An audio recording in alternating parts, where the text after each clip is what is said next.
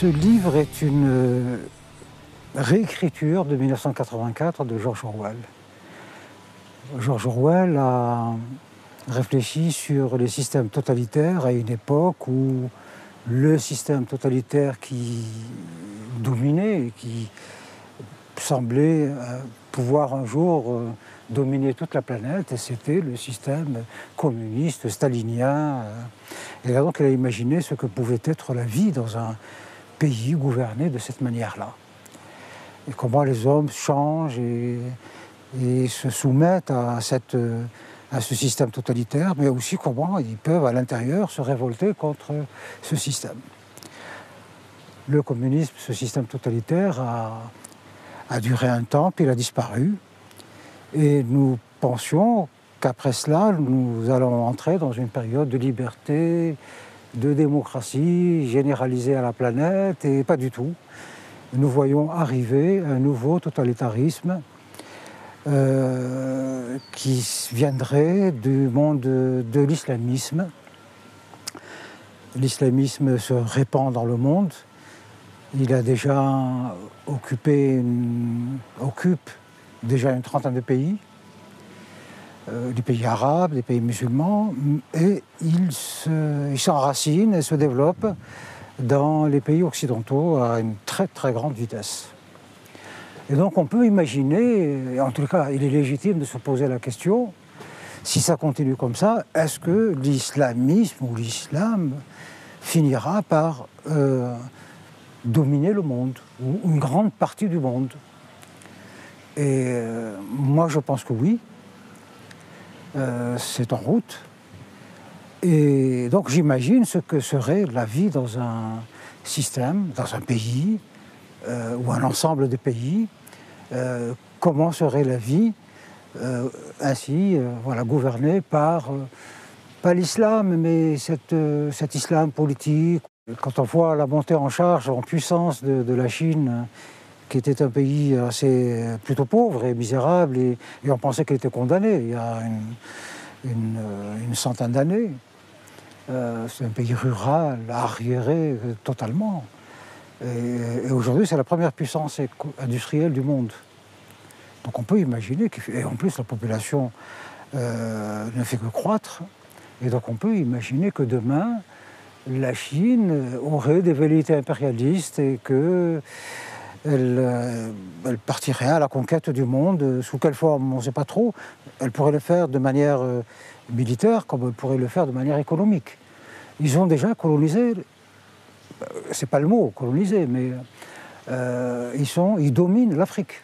Économiquement, ils sont partout. Dans mon pays, l'Algérie, c'est les Chinois qui font tout. Nous, on se repose, eux font tout. Et c'est le cas dans beaucoup de pays. Donc c'est aussi le cas en Europe. Un produit sur deux que vous achetez dans les magasins, c'est un produit fabriqué en Chine. Donc on peut imaginer que le système totalitaire emprunterait la voie économique pour s'installer. Comme il peut emprunter la voie religieuse comme il le fait avec l'islam, mais comme ça peut être une voie militaire. On ne sait pas d'où elle viendrait, mais c'est tout à fait possible. Quand on imagine la puissance que représente l'OTAN, ils ont suffisamment de forces militaires pour dominer le monde en quelques jours s'ils le voulaient. Mais bon, pour le moment, l'OTAN reste une institution régie par des règles démocratiques, donc on n'est pas très inquiet, mais on peut l'être éventuellement. Pour revenir à George Orwell, il s'est posé la question, il a cherché à savoir comment un système totalitaire pouvait s'installer et gagner les esprits et les âmes. C'est une question. Dans son livre 1984, il ne nous dit pas comment Big Brother a conquis le monde. Est-ce qu'il l'a fait par les armes? Est-ce qu'il l'a fait par la politique? On ne sait pas, mais peu importe. Le système est là, et tout système totalitaire, pour perdurer, parce que c'est ça, une fois qu'il a le pouvoir, la question c'est de perdurer. pour perdurer, il a besoin de domestiquer les êtres humains.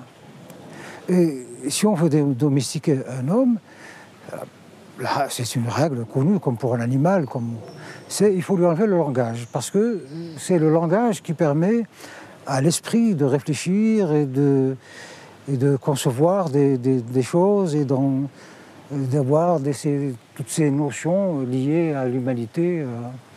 Donc il faut inventer, il faut le doter d'une nouvelle langue, qu'il a appelée la novlangue. Alors j'aborde également cette question. Dans le domaine, dans l'univers musulman, la question se pose. Il y a, encore que là, elle se pose de manière beaucoup plus facile, parce que l'islam a déjà une langue, qui est l'arabe sacré, une langue sacrée. Et donc avec cette langue, elle a un pouvoir de domination psychologique sur les êtres humains qui est absolument fabuleuse. On voit des gens se convertir des chrétiens, des juifs se convertir à l'islam seulement parce qu'ils ont entendu des scansions, des discours sans comprendre. Mais seulement la langue arrive agit comme une drogue et ils sont sous l'influence de cette langue, ils sont pris là-dedans. Et donc, alors j'ai beaucoup réfléchi à cette question et j'en parle beaucoup dans le livre. Échapper à la dictature, c'est d'abord s'inventer sa propre langue. Une langue dans laquelle les mots liberté, libre, machin existent. Voilà, si dans la langue qui vous opprime, qui a permis votre oppression, ces mots disparaissent. Voilà. Et donc il faut vous inventer une langue qui a ces mots-là. Et alors, dans 2084, le héros comprend cela assez vite, de manière instinctive, parce que ce n'est pas un homme très cultivé. Et de toute façon, il est dans un système totalement soumis. Son esprit ne sait pas réfléchir. Il refuse de réfléchir en dehors de la doxa. Mais ça, l'histoire, il y a une intrigue qui fait qu'à un moment donné, il se rend compte qu'au fond, on est plus dominé par une langue que par la religion. Par la langue de la religion que par la religion. Au Moyen-Âge, c'était le latin qui exerçait sur les foules des chrétiens une sensation terrible. Ils ne comprenaient pas, le latin, ils ne le connaissaient pas. Et ils ne connaissaient pas la Bible, puisque jusqu'à la fin du Moyen-Âge, il était interdit même de voir la Bible, de la montrer. Aucun fidèle n'avait vu la Bible, ne la lisait pas, puisqu'elle était écrite en latin. Et la messe était dite en latin. Mais le latin d'église, avec cette façon de le chanter, de le parler, exerçait une influence considérable sur les gens. Et ben, dans mon livre, j'aborde effectivement cette question, comment la langue joue, est un instrument à la fois de libération lorsqu'elle intègre des mots comme liberté, comme échange, comme communication, etc. Et comme elle devient un instrument de domination lorsque ces mots sont remplacés par les mots soumission, Dieu, prosternation, etc. Il faut faire le distinguo entre les systèmes totalitaires, donc qui sont construits suivant un plan donc de domination, et je dirais presque de destruction de l'individu, pour le remplacer par un être collectif dont la seule mission serait d'adorer Dieu, le prophète, Big Brother, etc., de servir son maître. Mais la société moderne est un peu comme ça aussi. Mais il ne faut pas confondre une société organisée et une société soumise. L'organisation implique, et pourquoi d'ailleurs nous le voulons, comme vous le disiez, on adhère à cela, parce que l'organisation nous protège et nous fournit des services. Nous vivons en société, nous ne vivons pas dans la jungle, et donc on a besoin qu'il y ait des systèmes coercitifs, plus ou moins coercitifs, pour empêcher la violence, pour empêcher que les hommes ne redeviennent des bêtes sauvages, et puis pour vivre de manière efficace. Si on veut vivre dans une société organisée, avec le confort, avec le machin, on est obligé d'accepter un minimum de règles. Et ces règles sont démocratiquement établies. Tous les hommes adhèrent à l'idée que le soir, il ne faut pas faire de bruit pour ne pas empêcher ses voisins de dormir et de se reposer. Donc, alors, c'est vrai que des fois, ça va très loin. L'organisation va à ce point... en tout cas, il y a des systèmes qui tentent de récupérer cela. Comme par exemple, en informatique, les cookies sont censés nous rendre service. Bien sûr, parce que quand vous naviguez sur Internet, les cookies aident le moteur de recherche à vous faciliter vos recherches, etc. Donc ça vous rend service. Mais en même temps, c'est une façon, il y a une exploitation, et des gens très intelligents se sont dit, mais c'est formidable, on peut utiliser cela, c'est des matériaux pour savoir qui navigue, comment il est fait, de quoi il a besoin. Et tout d'un coup, pendant que vous naviguez tranquillement, vous voyez apparaître des publicités qui en fait sont adressées à vous en particulier. Parce qu'on a compris que vous êtes de tel pays, parce que vous avez cherché ceci, cela, livres, trucs, etc. Et tout d'un coup, vous voyez apparaître des publicités. Et ça, c'est très dangereux. Alors, beaucoup de gens, beaucoup de sociétés industrielles utilisent ces choses-là. Et donc, il y a tout un trafic autour. Il y a des gens qui collectent ces choses-là et qui les vendent aux entreprises. Parce que pour eux, vous n'êtes qu'une cible commerciale. Mais bon, on s'organise aussi pour lutter contre cela. Il y a des associations de consommateurs, de trucs. Voilà, c'est le revers de la médaille de la société organisée.